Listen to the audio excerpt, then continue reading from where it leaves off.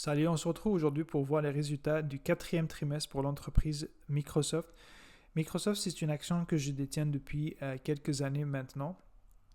On va voir à l'issue de cette vidéo est-ce que je vais être enclin de vendre mes actions, de les conserver ou bien de racheter d'autres. On va juste jeter un coup d'œil rapidement au graphique de l'entreprise. On voit que sur la dernière année, elle a fait un petit retour de 4,96%, ce qui est vraiment faible comparativement aux autres 7 magnifiques.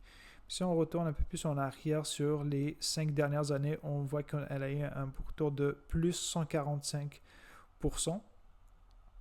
Maintenant, on va aller regarder c'est quoi son modèle économique. Ici, c'est représenté sous forme d'un cercle.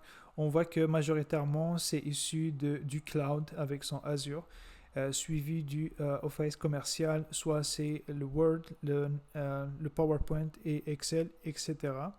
Et suivi ensuite par les autres programmes, soit le gaming avec sa Xbox ou les services qu'elles offrent pour les entreprises.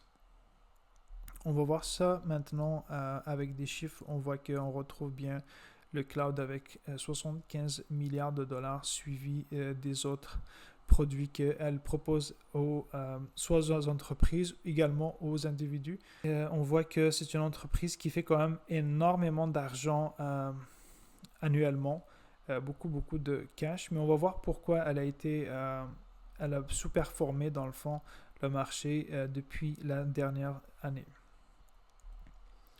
Ici, c'est les principaux highlights qui ont sorti pour le quatrième trimestre. On voit qu'ils ont retourné pas loin de 9,7 milliards de dollars pour les investisseurs grâce aux dividendes qui représentent 6,2 milliards et 3,5 milliards de rachats d'actions. On voit que leurs dépenses opérationnelles ont augmenté de 5% d'une année sur l'autre. Le CAPEX, ça a été de 22,6 milliards pour supporter dans le fond la demande liée à l'IA. Ils doivent quand même investir énormément pour être à jour. Et on voit que son cash flow ici des opérations était de 22,3 milliards, ce qui représente une augmentation de 18% d'une année sur l'autre. Le free cash flow, par exemple, on voit qu'il a baissé de 29%. C'est à cause qu'ils ont investi beaucoup dans l'intelligence artificielle, d'où cette baisse de son free cash flow. Et je pense que ça n'a pas beaucoup plu aux investisseurs, dans le fond, fait que c'est pour ça qu'elle a été un petit peu plus malmenée que les autres 7 magnifiques. Ici, on va voir le pourcentage d'augmentation dans le fond pour chacun des secteurs. On voit que ici, l'Azure y a progressé de 31% et les investisseurs s'attendaient plus autour de 32-34%. Donc ça a été... ils trouvent que c'est faible. Moi, je trouve que c'est quand même énorme. Mais pour les investisseurs, les analystes également, eux, ils tablaient plus sur une augmentation de plus 34%. On voit qu'elle a eu quand même des diminutions dans le fond, des revenus issus du gaming et Xbox hardware, revenu qui a baissé de 29%.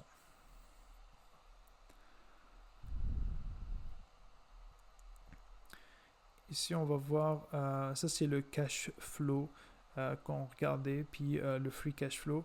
On voit que le cash flow a augmenté d'une année sur l'autre de 18%. Ici, ça n'a pas été calculé, moi je l'ai fait. On voit que le CAPEX a augmenté de plus de 62% de 2023 à 2024, donc ils investissent énormément dans l'intelligence artificielle, d'où cette baisse de 29% pour son free cash flow. Maintenant, on va aller regarder les revenus. Donc, c'est ça. Ici, on retrouve son revenu sur les 3 derniers mois qui sont écoulés au 31 décembre 2024. On voit qu'elle a fait un chiffre d'affaires sur 3 mois de 69 milliards de dollars. C'est vraiment des chiffres qui sont énormes. on voit que son net income est de 24 milliards. Elle a quand même d'excellentes marges nettes qu'on va voir par la suite.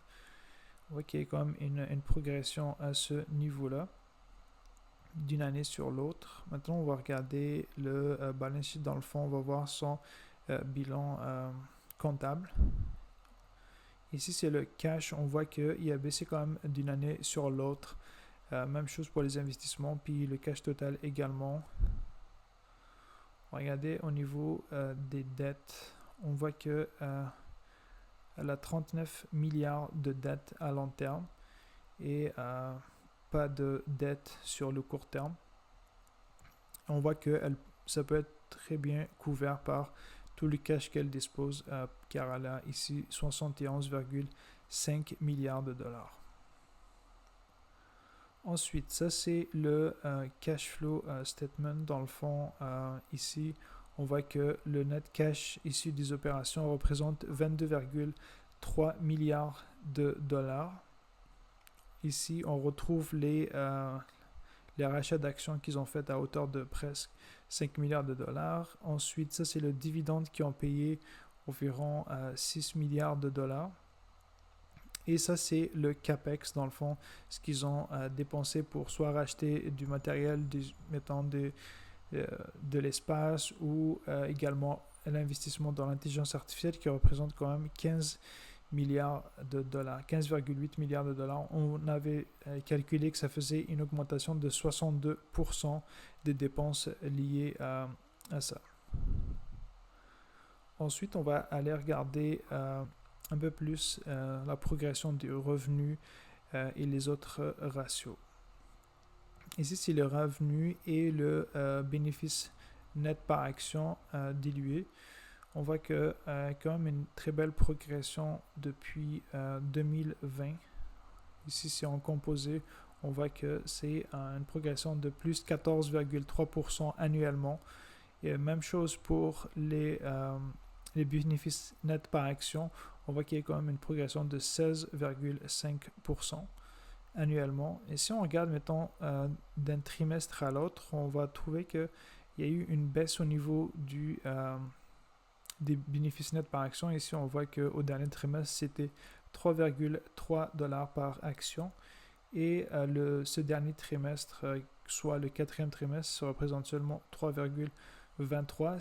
C'est une petite baisse, mais on avait vu que dans les rapports financiers n'ont pas été mentionnés. Eux, ils montraient plus d'une année sur l'autre. Donc ça, il faut vraiment aller regarder plus en détail ou le calculer nous-mêmes pour le trouver. Par la suite, on va regarder la marge nette. Ici on va voir quand même qu'elle a de belles marges nettes, ainsi que le free cash flow margin. On voit que majoritairement en vert, c'est la marge nette, qu'elle se balade autour des 35 jusqu'à 40. Présentement, elle est à 35%. C'est vraiment une très belle marge nette. Ce qui est du free cash flow, on voit que depuis qu'elle a commencé à investir massivement depuis 2022, on voit que la marge du free cash flow a quand même baissé beaucoup. Présentement, est autour de 26, ce que je trouve bien, mais elle nous a habitués quand même à des marges plus élevées par le passé. Ensuite, on va regarder la dette nette de l'entreprise. On voit que dans le passé, ça c'est le graphique en vert, on voit qu'elle n'avait pas de dette, elle avait plus de cash que de dette.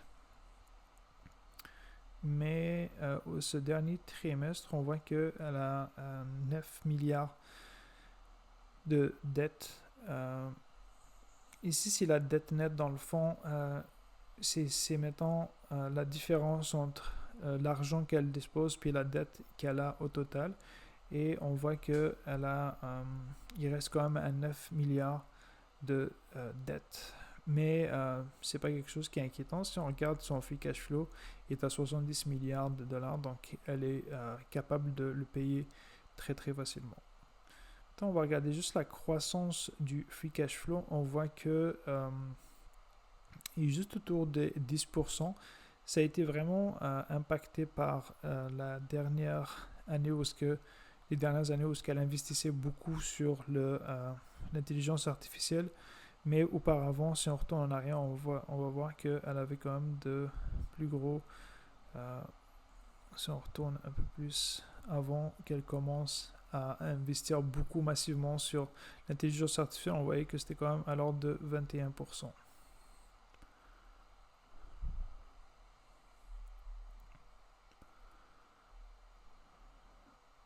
Ici, c'est la valorisation dans le fond grâce au PER et le price to free cash flow. C'est sûr qu'on va trouver que le PER se comporte mieux que le price to free cash flow vu qu'elle investit énormément, donc d'où cette augmentation. Si on regarde dernièrement, on voit que le PER est à 33 et le price to free cash flow qui est à 44. Je trouve que c'est vraiment énorme. Moi, je l'avais commencé à l'acheter autour ici de 2020 où c'était 26, 28. Par la suite, j'en ai racheté beaucoup aussi à la baisse en 2022. Mais présentement, je trouve qu'elle est vraiment plus surévaluée que les autres années où moi je l'ai acheté. Ensuite, on va juste regarder. Je sais que c'est une entreprise qui donne un dividende qui est vraiment très très faible à mon avis. On voit qu'il est de 0,80, mais elle augmente de 10% annuellement. On voit qu'elle représente 26% de son bénéfice net et 35% de son free cash flow. Donc elle est tout à fait capable de payer son dividende. Par la suite, on va juste aller regarder le transcript. Ce que je trouve que c'est important dans le fond, ça va être le PDG qui va parler. Et ici, on a quand même beaucoup d'informations qui sont pertinentes lorsqu'on détient une action ou on veut investir dans une action. Il y a quand même des informations qu'on va aller chercher. Pour finir, on va faire le prix que je serais payé à l'acheter présentement.